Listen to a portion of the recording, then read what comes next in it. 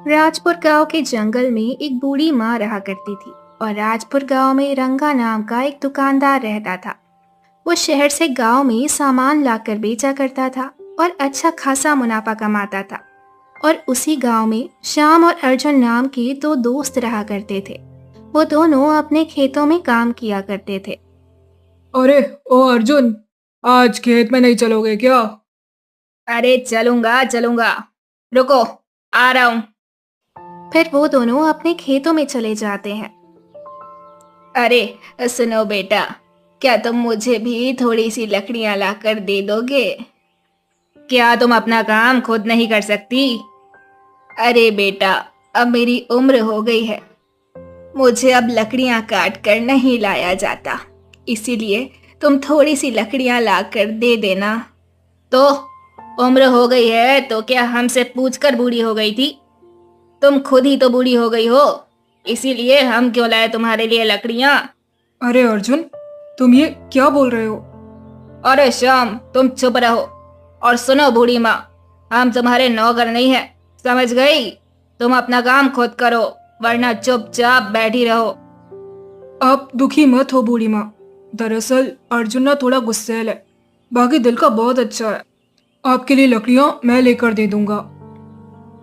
फिर वो दोनों जंगल में चले जाते हैं। फिर राम लकड़ियां जमा कर लेता है। श्याम, मैंने एक बार मना कर दिया तो तुम उस बूढ़ी माँ के लिए क्यों लकड़ियां जमा कर रहे हो? अरे अर्जुन, गुस्सा मत करो।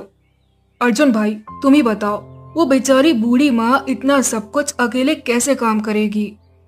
काहे की बेचारी बूढ़ी माँ, वो तो बहुत चालाक है, सबसे ऐसे ही मांग मांग कर अपना काम चला लेती है। अरे तो अर्जुन, उनका इस दुनिया में कोई भी नहीं है। चलो अब जल्दी से, उनको बहुत देरी हो रही है। फिर वो दोनों लकड़ियां लेकर वहां से चले जाते हैं। अरे बूढ़ी माँ, मैं आपकी लकड़ियाँ कहाँ पर रखूं? अरे बेटा, तुम ये लकड़ियां मेरे घर के अंदर रख दोगे क्या? हाँ, तुम तो बहुत अच्छे से लोगों को अपनी बातों में फंसा लेती हो और अपना सारा काम निकलवा लेती हो। बेटा, मैं केवल उन्हीं लोगों को मदद के लिए बोलती हूँ जो मेरी मदद कर सकते हैं। बकवास मत करो बूढ़ी माँ, ये श्याम तो थोड़ा पागल है जो आपकी बातों में आ जाता है। फिर श्याम बूढ़ी माँ के घर में लकड़ियां रख देता है और फिर वो दोनों वहां से चले जाते हैं। रंगा बेटा, मुझे राशन का कुछ सामान चाहिए और थोड़ा सा आटा दे दो, थोड़ी सी सब्जियां दे दो और थोड़ी सी कोई दाल दे दो। बूढ़ी माँ, लेकिन आप इन सब के बदले मुझे की दोगी? क्या आपके पास पैसे हैं? रंगा बेटा, तुम्हें तो पता ही है, मेरे आगे पीछे कोई भी नहीं है, तो भला मेरे पास पैसे कहाँ से आएंगे? लेकिन मैं तुम्हें आशीर्वाद जरूर दे सकती हूँ। बूढ़ी माँ, आप मुझे माफ कर दो, मैं बड़ों का आदर करता हूँ, इसीलिए मैंने आपको पहले भी सामान दे दिया था। लेकिन बूढ़ी माँ, अब तो मैं बिना पैसों के सामान बिल्कुल नहीं दे सकता, इस बार ये सब संभव नहीं है। बूढ़ी माँ, अब मुझे माफ कीजिए। रंगा बेटा, तुम्हें तो पता ही है, मैं पैसे कमाने नहीं जा सकती, मेरी अब उम्र हो गई है, इसीलिए मुझसे अब कोई काम नहीं होता। अब तुम ही बताओ ना, मैं पैसे कहाँ से लेकर आऊं? लेकिन बूढ़ी माँ, मैं भी तो मेहनत करके खाता हूँ, मुझे अगर सामान बेचकर पैसे नहीं मिले तो मेरा घर कैसे चलेगा? मुझे माफ कीजिए बूढ़ी माँ। रंगा की ऐसी बातें सुनकर बूढ़ी माँ वहां से चली गई। फिर अगले दिन सुबह होने पर बूढ़ी माँ फिर से रंगा की दुकान पर जाती है, तो बूढ़ी माँ को देखकर रंगा बहुत गुस्सा हो जाता है। बूढ़ी माँ, अब फिर से यहाँ आ गई, पर मैंने आपको कल ही तो मना किया था कि मैं बिना पैसों के कोई सामान नहीं दूंगा। अरे बेटा, रुको, मैं आज तुम्हें देने के लिए कुछ लेकर आई हूँ। फिर बूढ़ी माँ उसे एक सोने का सिक्का दे देती है।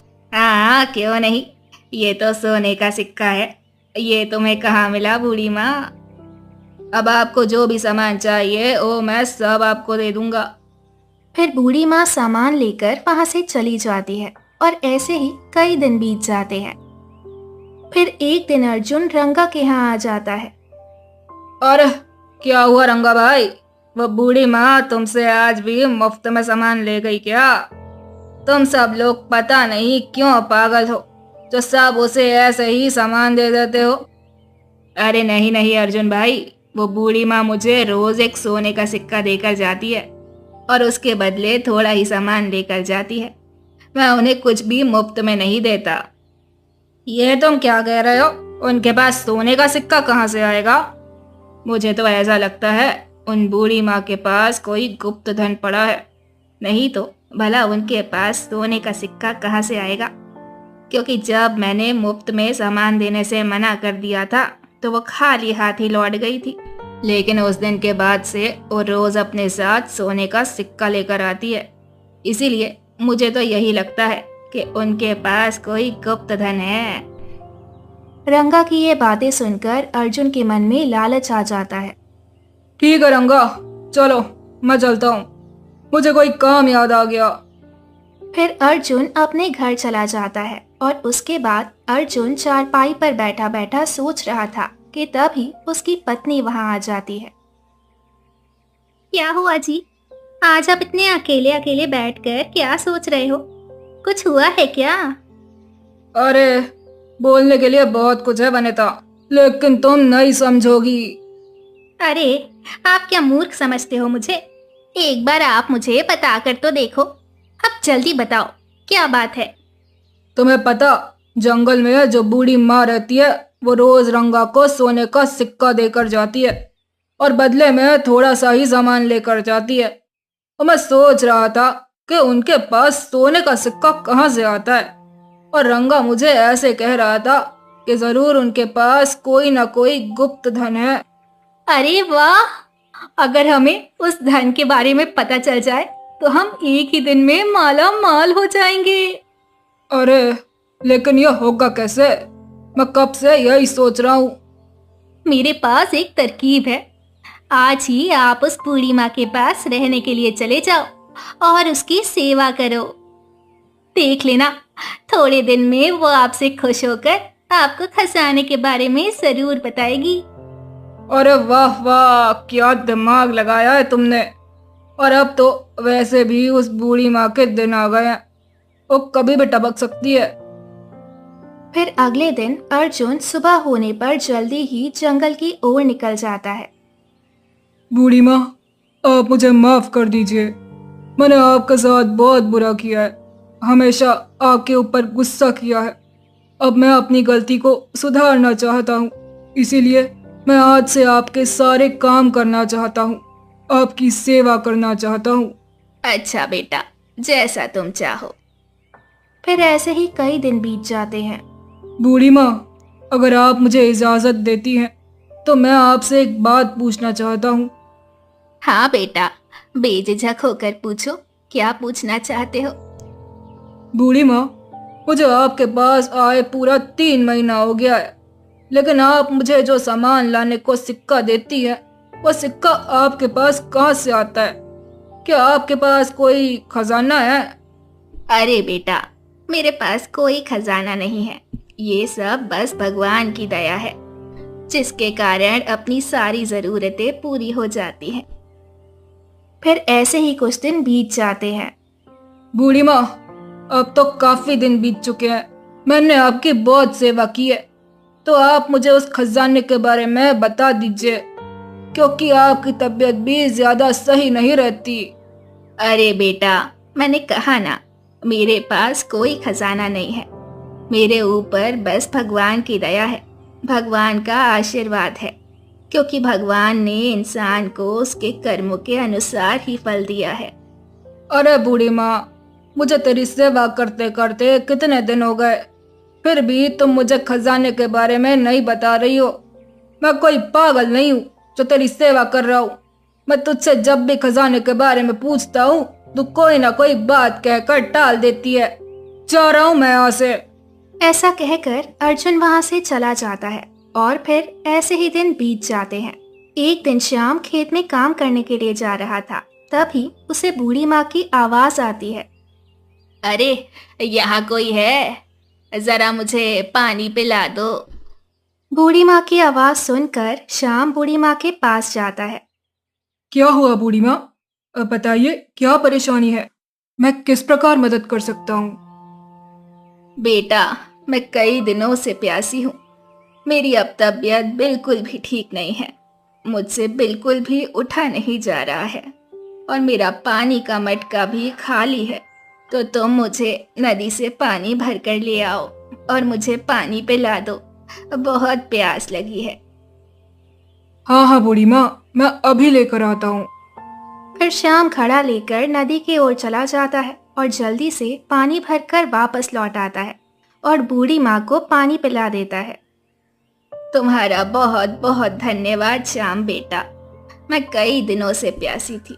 तुम ही ने मुझे पानी पिलाया है और इस पूरे गांव में केवल एक तुम ही हो जो मेरी सच्चे मन से सेवा करते हो। मेरे हर काम में मेरी मदद करते हो। बाकी जो भी मेरी मदद करता है वो अपने स्वार्थ से करता है, लेकिन तुम बहुत ही अच्छे हो श्याम बेटा। इसीलिए मैं तुम्हें एक राज की बात बताना चाहती हूँ। क्योंकि मैंने तुम्हारे हाथ का पानी पिया है तो पता नहीं अब कब स्वर्ग की ओर चली जाऊंगी। मैं तुम्हें एक राज की बात बताती हूँ। मेरे घर के पीछे वाले आंगन में एक बड़ा सा पेड़ है। उस पेड़ के नीचे एक जादुई टोकरी रखी हुई है जो मैं तुम्हें भेंट देना चाहती हूँ। उसकी तुम कभी भी दुरुपयोग मत करना और हमेशा ऐसे ही जरूरतमंद लोगों की मदद करते रहना। और इस बात का ध्यान रखना कि कभी भी लालच मत करना, वरना इस टोकरी का जादू तुम्हें बर्बाद कर देगा। जो भी होगा वो सब चला जाएगा। क्या? जादुई टोकरी? अच्छा ठीक है बूढ़ी माँ, मैं कभी भी जरूरत से ज्यादा जादुई टोकरी का इस्तेमाल नहीं करूंगा और ना ही किसी को करने दूंगा। और अभी आप चिंता मत कीजिए, आप तो अभी और लंबा जियोगी। फिर श्याम वहां से बूढ़ी माँ के घर के पीछे जाता है और वहीं पर खुदाई करने लगता है। तभी उसे मिट्टी में एक टोकरी दिखती है। अरे, ये तो वही जादुई टोकरी है। बूढ़ी माँ की बात तो बिल्कुल सच हो रही है। फिर श्याम टोकरी को लेकर अपने घर चला जाता है। अरे, आ गए। कब से मैं आपकी ही राह देख रही थी। और ये टोकरी क्यों लेकर आए हो जी? अरे भाग्यवान, ये एक जादुई टोकरी है। हम इसमें जो कुछ भी डालेंगे वो चीज 3-3 गुना हो जाएगी। ये क्या बोल रहे हो आप? क्या सच में ऐसा हो सकता है? आप यहीं रुकिए, मैं अभी आती हूँ। थोड़ी देर बाद भाग्यवान एक आलू लेकर आती है और उस टोकरी में डाल देती है कि तभी उस टोकरी में बहुत सारे आलू आ जाते हैं। दोनों ये देखकर बहुत हैरान हो जाते हैं। देखा भाग्यवान, ये तो एक सच में जादुई टोकरी है। हम इसमें जो चीज डालेंगे वो 3 गुना हो जाती है। हाँ जी, आप बिल्कुल सही कह रहे हो। अब राम को जो कुछ भी चाहिए होता है वो उस टोकरी में डाल देता है और वही उसके सामने बहुत अधिक मात्रा में आ जाता। श्याम टोकरी को पाकर बहुत खुश था। वो श्याम ना ही उस टोकरी का कोई गलत इस्तेमाल करता था, ना ही अपनी पत्नी को करने देता था। ऐसे ही कुछ दिन बीत गए। सुनो जी, मैंने आज टोकरी से बहुत सारी सब्जी निकाल ली है। आज से आप सब्जी बेचने का काम करोगे? तुम सही कहती हो भाग्यवान, मुझे इस तरह खेतों में काम करने नहीं जाना पड़ेगा। फिर श्याम सब्जी लेकर बाजार में बेचने चला जाता है। अरे रंगा भाई, क्या तुम सब्जी लोगे? अरे श्याम, लेकिन तुम तो दूसरों के खेतों में काम करते हो, तो आज सब्जी कैसे बेच रहे हो? अरे, तुम एक व्यापारी हो तो तुम आम खाओ ना, गुटली के बारे में क्यों पूछ रहे हो? तुम्हें लेना हो तो लो, वरना मैं किसी और के पास चला जाता हूँ। अरे नहीं नहीं, तुम किसी और के पास क्यों जाओगे? तुम मुझे ही ये सारी सब्जियां दे दो। फिर श्याम रंगा को सारी सब्जियां दे देता है और पैसे लेकर चला जाता है। दूसरे दिन अर्जुन रंगा के दुकान में जाता है। अरे रंगा भाई, क्या हाल है? मैं तो ठीक हूँ अर्जुन भाई, लेकिन मुझे एक बात बताओ, क्या शाम और तुमने खेतों में सब्जियां लगाई? अरे रंगा भाई, तुम ये क्या बोल रहे हो? तुम्हें तो पता है हम दोनों दूसरे के खेतों में काम करते हैं, और तुम ऐसे क्यों पूछ रहे हो? अरे कुछ नहीं, वो शाम रोज मेरे पास सब्जियां बेचने के लिए आता है। लेकिन मैंने जब उसको पूछा कि वो सब्जियां कहाँ से लेकर आता है, तो उसने मुझे नहीं बताया और कहने लगा कि रंगा भाई, तुम आम खाओ, गुठलियों से तुम्हें क्या करना है। अच्छा, तो ये बात है। वो इसीलिए बहुत दिनों से मुझे खेतों में काम करने के लिए मना कर रहा है, और काफी दिनों से मेरे साथ खेतों में काम करने नहीं आ रहा। तुम्हें पता है अर्जुन, जंगल वाली बूढ़ी माँ का देहांत हो गया है। लगता है शाम को बूढ़ी माँ ने कोई खजाना दिया है, इसीलिए वो इतनी सारी सब्जी बेच रहा है। अच्छा, तो ये बात है। अरे क्या हुआ? अरे अर्जुन भाई, कौन सी सोच में डूब गए हो? अरे नहीं नहीं, मुझे तो कुछ काम याद आ गया। चलो मैं अपने घर चलता हूँ। ऐसा कहकर अर्जुन अपने घर चला जाता है। घर पहुंचकर सारी बात अर्जुन अपनी पत्नी को बता देता है। आप सही कह रहे हो जी, मैं भी भाग्यवान को देख रही हूँ। वो रोज रोज नई नई साड़ियाँ पहन रही है। वो बूढ़ी माँ जरूर उनको खजाना देकर गई है। वो मेरा खजाना है, उस खजाने पर मेरा अधिकार है, क्योंकि उस बुढ़िया की सेवा मैंने की थी। मैं आज रात ही सारी बात पता लगाऊंगा। रात होते ही अर्जुन चुपचाप शाम के घर चला जाता है। वो खिड़की से सब देखता है। सुनो भाग्यवान, आज मैं बाजार से कई चीजें थोड़ी थोड़ी लेकर आया हूँ, तो तुम अपने जादुई टोकरी में डालकर उनको दोगुना कर लो, क्योंकि कल मैं गरीबों को खाना खिलाना चाहता हूँ। फिर भाग्यवान जैसे ही टोकरी में आलू डालती है, वैसे ही आलू दोगुने हो जाते हैं और ये सब बाहर से अर्जुन देख लेता है। कर लो बेटा, आज तुम्हें जो करना है। आज के बाद तुम्हारे पास ये टोकरी नहीं रहेगी। थोड़ी देर बाद जब श्याम और भाग्यवान सो जाते हैं, तो अर्जुन छिपकर वो टोकरी चुरा लेता है और अपने घर चला जाता है। देखो देखो वनिता, ले आया मैं जादुई टोकरी। तुम अब इसका कमाल देखो। फिर अर्जुन उस टोकरी में एक सिक्का डालता है, तो उसमें बहुत सारे सिक्के आ जाते हैं। अरे वाह जी, हमारे पास कितने सिक्के हो गए। अब तो हम इस गांव के सबसे अमीर हो जाएंगे और अब किसी को हमारे ऊपर ऊंची आवाज में बात करने की हिम्मत नहीं होगी और आपको किसी दूसरे के खेतों में काम नहीं करना पड़ेगा। अब हम बहुत सारे गहने बनाएंगे। अब तो हम बहुत अमीर हो जाएंगे।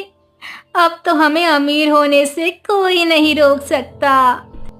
वो सब तो ठीक है वनिता, तुम जल्दी से अब इस टोकरी को छुपा दो। अगर किसी ने देख लिया तो शामत आ जाएगी। फिर अगले दिन सुबह होने पर, अरे सुनिए जी, ना जाने अपनी जादुई टोकरी कहाँ चली गई, यही तो रखी थी। क्या हुआ भाग्यवान? आखिर कहाँ गई हमारी टोकरी? तुमने तो यहीं रखी थी ना? हाँ जी, मैंने यहीं रखी थी, लेकिन अभी तो यहाँ नहीं है जी। हे भगवान, ना जाने वो जादुई टोकरी यहाँ से कौन चुरा के ले गया। लेकिन जो भी लेकर गया है, बस वो उस जादुई टोकरी का गलत इस्तेमाल ना करे। टोकरी के चोरी हो जाने पर वो दोनों बहुत दुखी हो जाते हैं और उधर अर्जुन और वनिता खुश हो रहे थे। सुनो जी, जब तक हमारे पास बहुत सारा धन जमा नहीं हो जाता, तब तक हम इस जादुई टोकरी के बारे में किसी को पता नहीं लगने देंगे। हम इससे बहुत सारा धन जमा करेंगे। हाँ हाँ वनिता, तुम बिल्कुल सही कह रही हो। थोड़ी देर बाद वहां पर श्याम आ जाता है। अर्जुन, चलो, हमें आज खेतों में काम करने जाना होगा। अरे भाई, कौन सा खेत? अब मुझे खेतों में काम करने की कोई जरूरत नहीं है। अरे क्यों, जरूरत नहीं है तुम्हें? अरे ओ, ये मैंने क्या बोल दिया? बस इसको मेरे ऊपर शक ना हो जाए। अरे अरे भाई, मैं तो मजाक कर रहा था। क्यों जरूरत नहीं होगी? खेती नहीं करूंगा तो घर कैसे चलेगा? आखिर एक एक पैसा खेतों में काम करके ही तो आता है। लेकिन आज मेरा मन नहीं है, तुम अकेले ही चले जाओ। ऐसा कहकर अर्जुन घर के अंदर चला जाता है। आखिर इस अर्जुन ने ऐसा क्यों बोला? क्या इसे खेत में काम करने की जरूरत नहीं है? लेकिन कहीं इसी ने तो वो चमत्कारी टोकरी नहीं चुराई है? भगवान, अगर इसने उस टोकरी को चुराया होगा तो ये जरूर उस टोकरी का गलत इस्तेमाल कर रहा होगा। अब मैं क्या करूं? वो टोकरी मुझे जमीन से निकालनी ही नहीं चाहिए थी। श्याम अर्जुन के घर के अंदर चला जाता है। श्याम को घर में देखकर अर्जुन चौंक जाता है। अरे अरे श्याम भाई, मैंने कहा था ना खेत में काम करने नहीं जाऊंगा, तुम अकेले ही चले जाओ। अरे हाँ, वो तो ठीक है, लेकिन मुझे थोड़े चक्कर आ रहे थे, इसीलिए सोचा पानी पी लूं फिर यहाँ से चलूं। क्या तुम मेरे लिए पानी लेकर आओगे? हाँ हाँ भाई, रुको, मैं अभी पानी लेकर आता हूँ। फिर अर्जुन अंदर चला जाता है तो श्याम इधर उधर देखता है। तभी उसे उसकी जादुई टोकरी दिखाई देती है। इसका मतलब अर्जुन ने ही मेरे घर से चमत्कारी टोकरी चुराई है। तभी तभी अर्जुन बोल रहा था कि खेत में काम करने की जरूरत नहीं है। हे भगवान, ये इस चमत्कारी टोकरी का जरूर गलत इस्तेमाल करेगा और इसके जादू में फंस जाएगा। मुझे इस टोकरी को यहाँ से लेकर जाना होगा। फिर श्याम वहां से चला जाता है। फिर रात होने पर वो अर्जुन के घर जाकर वो जादुई टोकरी चुराकर वापस ले आता है। बूढ़ी माँ ने कहा था चमत्कारी टोकरी दुरुपयोग नहीं होनी चाहिए। मैं इसे वापस जमीन में रख दूंगा, क्योंकि इंसान बहुत लालची है। हर इंसान इसका दुरुपयोग करेगा। फिर श्याम उस टोकरी को वहां से लेकर वापस वही जमीन पे रख देता है जहां से उसने खोद कर लाया था। अगली सुबह अर्जुन उस टोकरी को गायब देखकर चौंक जाता है। अरे कहाँ गई वो जादुई टोकरी? आखिर कहाँ गई? मैंने तो यही रखी थी। अरे ये क्या हो गया? अब हम और पैसे जमा नहीं कर पाएंगे।